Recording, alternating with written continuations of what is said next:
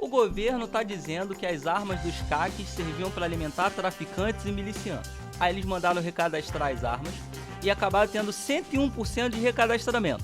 Ainda assim, eles disseram que faltam recadastrar 6.000 armas. E a Polícia Federal está prendendo os CACs, mas não por eles não terem recadastrado as armas. Tá meio confusa essa história, né? Então assista esse vídeo. Eu sou Miquéias Assênio e esse é o blog do Miquéias. É um espaço onde eu trago um pouco da minha opinião, algumas posições diferentes da maioria aí, e especificamente nesse vídeo, quem me conhece sabe que eu sou muito a favor do porte de arma para o cidadão, mas esse não é um vídeo para falar sobre os motivos pelos quais eu sou a favor do porte, e sim para a gente falar um pouco sobre como o governo tem mentido sobre dados e estatísticas para justificar o tipo de política que ele quer praticar no Brasil. E aproveita, manda esse vídeo para aquele seu amigo chato que fica dizendo que as armas fortalecem milicianos e traficantes. A alegação do governo é que quando a gente facilita o acesso de armas para o cidadão, o criminoso também passa a ter mais acesso. E isso é uma mentira, porque vejam, o cidadão não pode comprar armas automáticas, fuzis e pistolas automáticas. E o que a gente mais vê na mão dos criminosos são esse tipo de armas.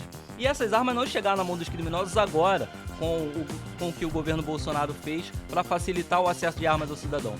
Os fuzis estão na mão dos criminosos desde 1990.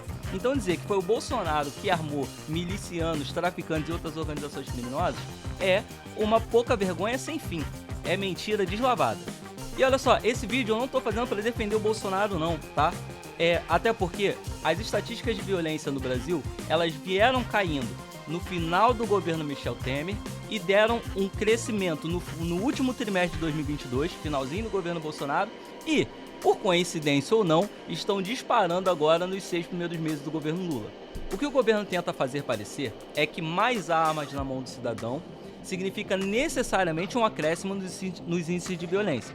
E eles usam, por exemplo, a estatística de feminicídio para justificar isso.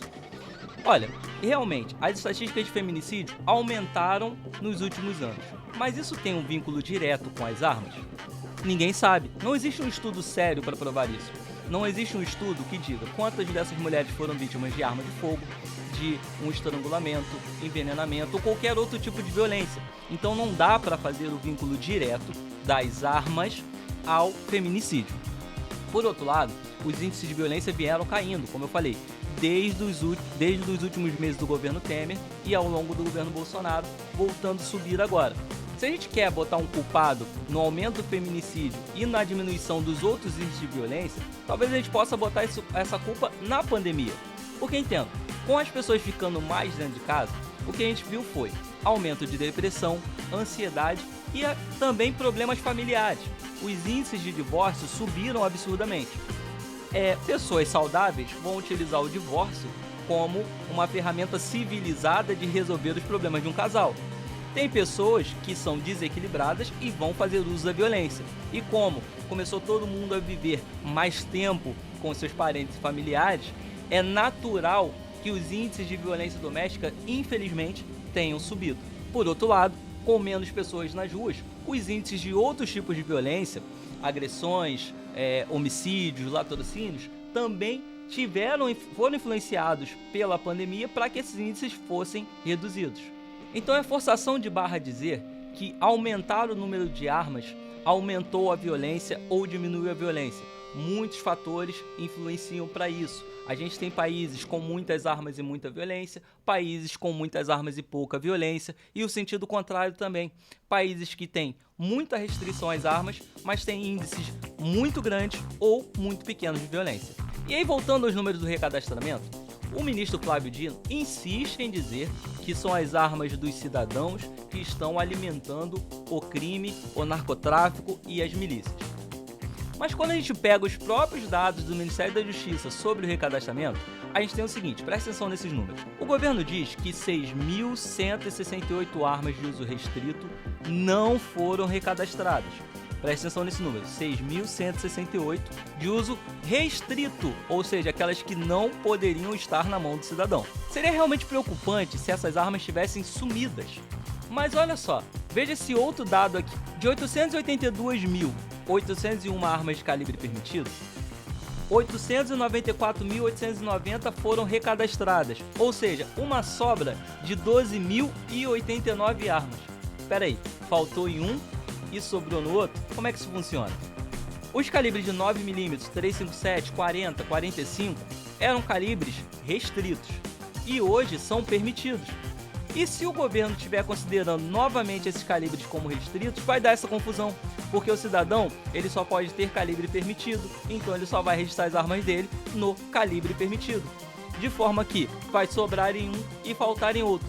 Eu estou falando de uma possibilidade do que aconteceu, porque até agora nem o governo soube esclarecer da onde vieram essas diferenças.